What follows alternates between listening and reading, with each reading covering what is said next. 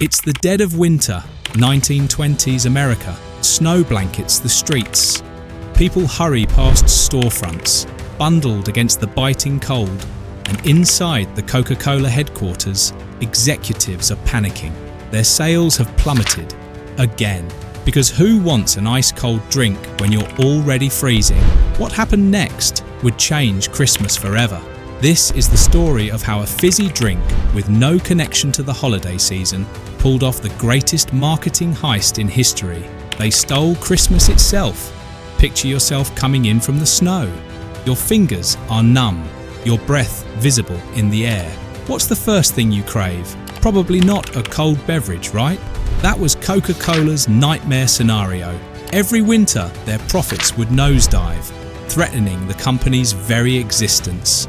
But one brilliant question changed everything. What if we could own the most beloved winter holiday? What if Coca-Cola and Christmas became inseparable in the public mind? Here's where the story takes a fascinating turn. You've probably heard that Coca-Cola invented our modern image of Santa Claus, the jolly, round man in the red suit. It's a great story, but it's completely false. The truth? Even more brilliant. When you walk into a room of 100 people and ask what brand they associate with Christmas, most will say Coca-Cola. Yet there's absolutely nothing about a sugary, carbonated drink that naturally connects to sleigh bells, presents, or Christmas trees. So how did they pull this off? The year is 1931. The Great Depression has America in its grip. Coca-Cola is desperate for a winter strategy when they notice something remarkable. The most popular version of Santa Claus wears red and white, the exact same colours as their brand. It wasn't coincidence, it was opportunity. While Santa had existed in various forms, sometimes wearing green, sometimes depicted as a stern, elf-like figure, Coca-Cola seized on the red-suited version. Year after year, they flooded magazines, billboards, and stores with images of this specific Santa joyfully drinking Coke. Think about the psychological mastery here. Every December, when we feel our most nostalgic, generous, and happy, there's Coca-Cola embedding itself into those emotions. They weren't selling a drink, they were selling a feeling and attaching their product to it. Remember Pavlov's famous experiment with dogs? Ring a bell before feeding them enough times, and eventually they'll salivate at just the sound of the bell. Coca-Cola did the same thing to all of us. Christmas joy rings the bell, and somewhere deep in our subconscious, we reach for a Coke. Here's the twist most people don't know. Coca-Cola wasn't even first.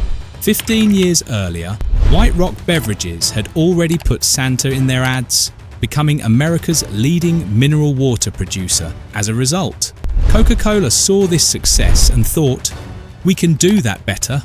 And they did. For nearly a century, they expanded beyond Santa to polar bears and illuminated Coca-Cola trucks. They created traditions so powerful that today, millions of people genuinely believe Christmas begins when I see the Coca-Cola ad. That's not coincidence.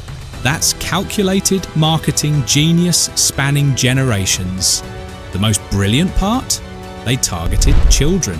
While those kids grew up, fell in love, had families of their own, one constant remained. Christmas means Coca-Cola. Research shows that brand loyalties formed in childhood often last a lifetime. Coca-Cola wasn't just selling to today's customers, they were securing tomorrow's. Ever heard of the Pepsi paradox? In blind taste tests, more people prefer Pepsi, but when brands are visible, Coke wins. Why? Because you're not just drinking a cola. You're drinking childhood memories, holiday traditions, and a century of emotional conditioning. While other companies frantically create new Christmas campaigns each year, Coca-Cola simply repeats what works. People don't just accept it, they demand it. Try changing the Coca-Cola Christmas ad now and watch the public outcry. From a company crippled by winter sales to the unofficial owner of Christmas. From a questionable patent medicine to a global empire, Coca-Cola's marketing genius transformed not just a company, but cultural traditions worldwide. Next time you see snow falling and instinctively think of a red can with white lettering, remember, that feeling didn't happen by accident. It was carefully crafted over 100 years by marketers who realized the most powerful place to position their product wasn't on the shelf, but in your heart. So tell me, is it really Christmas until you've seen Santa with a Coca-Cola in hand? What makes this marketing strategy truly revolutionary is how seamlessly it integrated into our culture. Consider this.